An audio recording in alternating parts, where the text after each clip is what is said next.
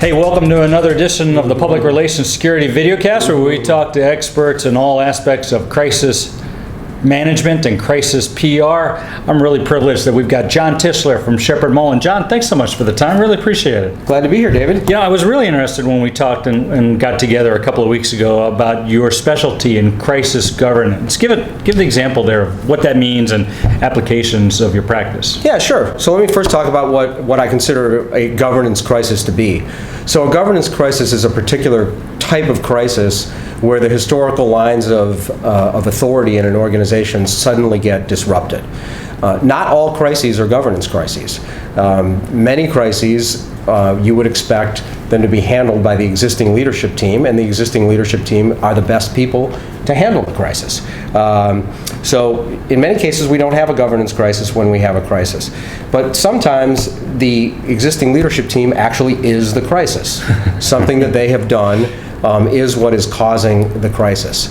And when that happens, there's a whole cascade of effects that are this domain of expertise that I call crisis governance. I guess that you hit on something that I really want you to go into is the types of organizations that could use your services. Sounds like it's not only maybe size and scale, but truly dependent on the circumstance. Do I have that right? Yeah, I mean, any organization can have a governance crisis. I mean, I define an organization as more than one person. Yeah. You know, if you have more than one person, you need leadership, you need authority, you need lines of authority in any organization. So those can get disrupted in any organization. I've personally worked with the largest Fortune 500 companies in governance crises, as well as companies that have 50 or fewer employees. I'm bringing the same fundamentals to the table in both those situations. Now, the specifics are very different. Mm-hmm. The specifics of what you have to deal with in a very large organization are very different than in a smaller organization. But you have the same fundamental problem, and we bring the same fundamental approach to both. So I've heard of employment attorneys, I've heard of business litigators, I've heard of, general counsels, but why is your practice, and you specifically, best positioned oftentimes to be that person that comes in, as opposed to maybe somebody already in place or another attorney with another practice area? Yeah, it's a really good question. So, let me kind of first talk about, if I could, what I consider to be the kind of core competencies of this practice. Mm-hmm. What I bring and what someone who does this should bring. So the first core competency is you need specific knowledge of the laws, the regulations, the standards that apply in these types of situations. There's a breadth of these things. But specific knowledge of that is not nearly enough. You need a lot more. The second thing I think you need is a robust network of professionals, because there is no lawyer that has all the competencies that are needed to deal with this type of situation. I think we're going to talk a little bit more later about some of the other professionals, including yourself, that is needed, and that is not what we bring as lawyers. But what we do need to bring as lawyers is we need to have the network of these people. I can't just be a deer in the headlights when somebody says, well, don't we need a forensic accountant? Yeah, I guess you do. You know any? That's not going to be how I can be effective for my clients. So robust network, very important. And then there are some, what I'll call just sort of personality attributes that I think work well for this practice. And, one is the ability to make decisions with less than all the information that you'd like to have. I have a friend that refers to this as the 70% rule, where you often have to make the most important decisions in life with only 70% of the information that you wish you had. In a crisis, we may not get to that threshold. Right. We'll try, but we may have to make a decision with 50%, with 40%. And you have to be able to be comfortable with that. I mean, you have to be able to exist there and be able to provide leadership to your clients, in that type of situation. A lot of lawyers, we're trained professionally, mm-hmm. In a law school exam. The way a law school exam works, for those of you who are not lawyers, is you get this fact situation, and your job is to sort of identify every legal issue, in the fact situation, and you get a higher grade for identifying more of these, situations. So, lawyers are sort of trained from their earliest days of education is, my job is to identify every single issue. And it is, right? That is our job. But what if you can't get there? You just there's just not time to identify or certainly deal with, every one of those issues. You got to be able to make a decision. You got to be able to make the right decision in the moment. Time is absolutely of the essence. Yeah, you're right about that.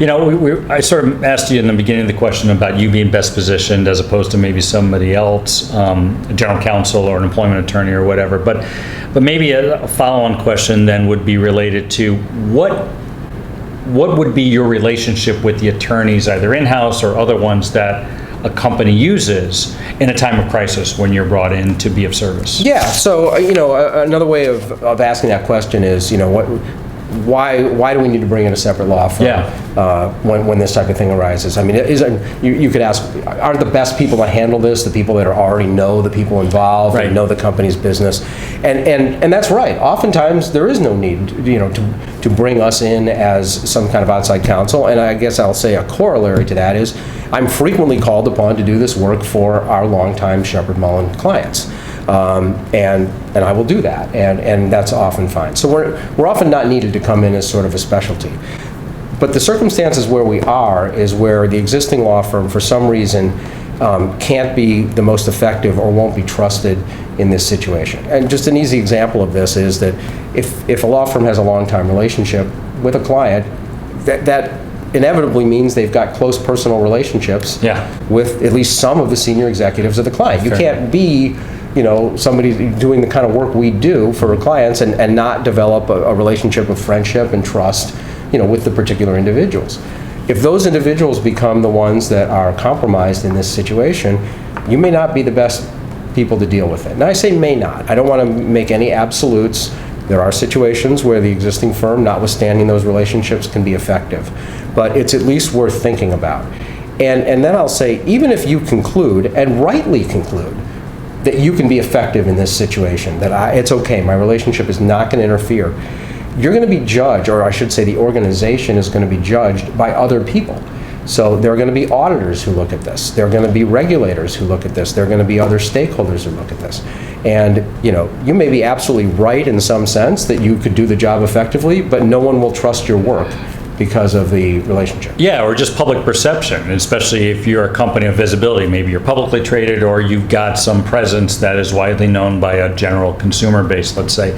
And if they believe internally you're using the same people that they can perceive, incorrectly maybe, but that the fox is guarding the hen house. So I can see where that would be a situation where just if only for complete transparency and recognition of the optics involved, you would be a good resource for them. And that's a good enough reason. And I can tell you when I'm in that position of having a long-time client, I'll be sensitive to that. I'll say, I really think I can do this work, but I shouldn't, because if I do it, the regulators are going to throw out what we do. They're not going to trust it. And part of the reason we're doing this is to be able to show the regulators that we took all the right steps. So just having me involved as the company's historical counsel is going to disrupt that. I appreciate that perspective. Okay, where does the idea of communications plan fit into your governance in crisis? How does that integrate, whether it's with somebody like me or just internally with an HR person? Where do you fit that into your service offering, or at least your counsel to an organization and a board? Yeah, great question. So it is foundational.